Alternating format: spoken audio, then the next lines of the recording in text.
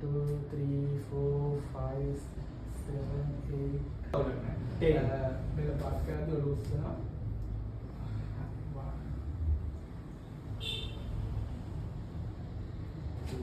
1 2 3 4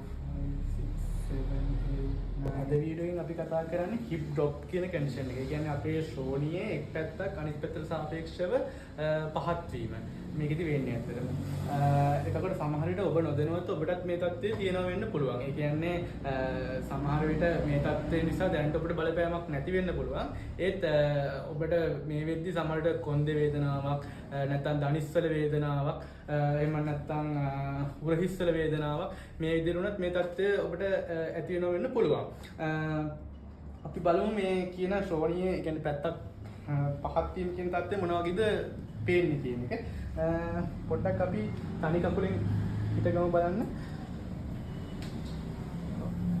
දැන් මේ විදිහට මේ පැත්තේ කකුලෙන් හිටගත්තාම ඇත්තටම මේ දෙපැත්තේ මුකුත් එහෙම වෙනසක් පේන්න කියලා නැහැ.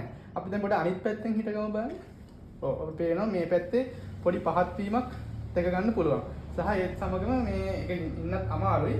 සහ පොඩ්ඩක් මේ පැත්තට පේෂන්ට් බර වෙන්න බලනවා.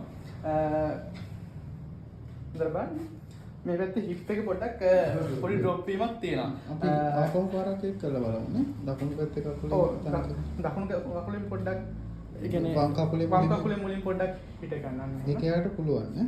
ඔව් ඒකෙන් පුළුවන් හිට ගන්න. ඒක අනික හිප් එකේ එහෙම වෙනසක් කියලා ලොකුවට පේන්නත් නැහැ. පොඩ්ඩක් ආයෙ පොඩ්ඩක් හිට ගමු බලන්න චුට්ටක්. සාපේක්ෂව දෙපැත්ත එක බැලන්ස් පොඩ්ඩක් දුරට.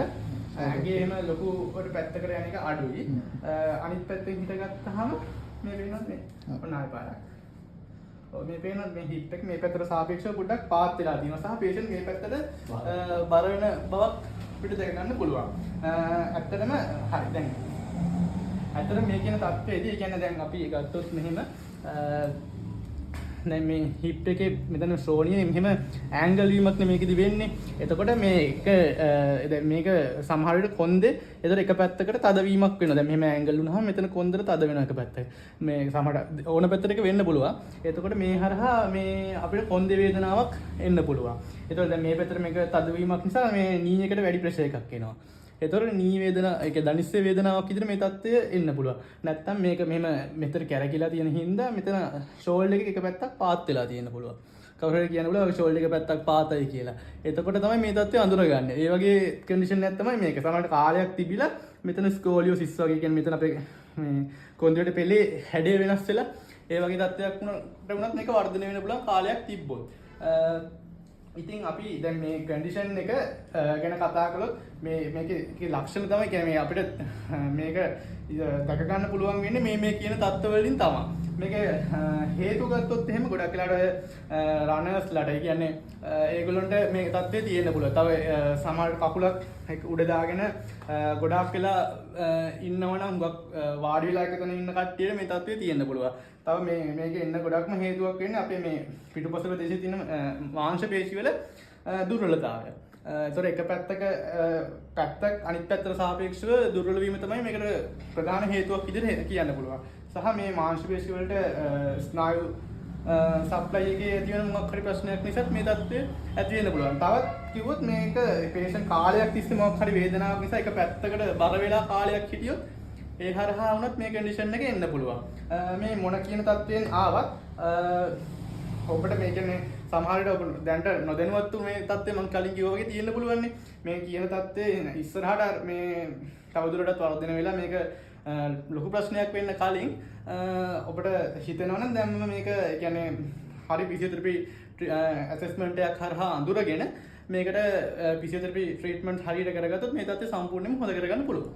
එතකොට මේ වගේ පේෂන්ට්ලාට මොන විදිහේ සිම්ටම් එකක්ද මොන විදිහේ ගැටලුවක්ද සාමාන්‍ය ජීවිතේ තියෙන්නේ? ගැටලුවක් කියන්නේ සමහරවිට බැලන්ස් එකේ ප්‍රශ්නයක් තියෙන්න පුළුවන්. ඇත්තටම මේක පේන් එකක් කියලා හරියටම එකපාරට මෙතන පේන් එක කියලා එහෙම එන්නේ නැහැ. මම අර කලින් කිව්වා වගේ මේක වෙන කන්ඩිෂන් එකක් විදිහට තමයි ගොඩක් වෙලාවට දැක ගන්න පුළුවන්. ඒ කියන්නේ කොන්දේ අමාරුවක් විදිහට නැත්තම් ෂෝල්ඩර් ප්‍රශ්න, නී කේස් නැත්තම් බෙල්ල පැත්තකට ඇද වෙනවා. ඒ කියන්නේ අපේ සම්පූර්ණ ඇඟ නිකන් කියන්නේ ඉන්බැලන්ස් වීමක් වෙන්නේ මසල්ස් වල ඉන්බැලන්ස් වීමක් තමයි මෙතන වෙන්නේ. ඉතින් ඒ හින්දා මේක මේ එතන කන්ඩිෂන් එක විදිහට නේ වෙන තැනක ප්‍රශ්නයක් විදිහට තමයි ගොඩක් වෙලාට එන්නේ. ඒක හරියට හොයලා බලලා තමයි මොකක්ද ඇත්තටම හේතුව කියලා හොයද්දි තමයි මේ ඔය தත්ත්වය අපිට අඳුර ගන්න පුළුවන් වෙන්නේ. ඒක තමයි මෙතන තියෙන විශේෂත්වය. හරි. thank you ජාමර.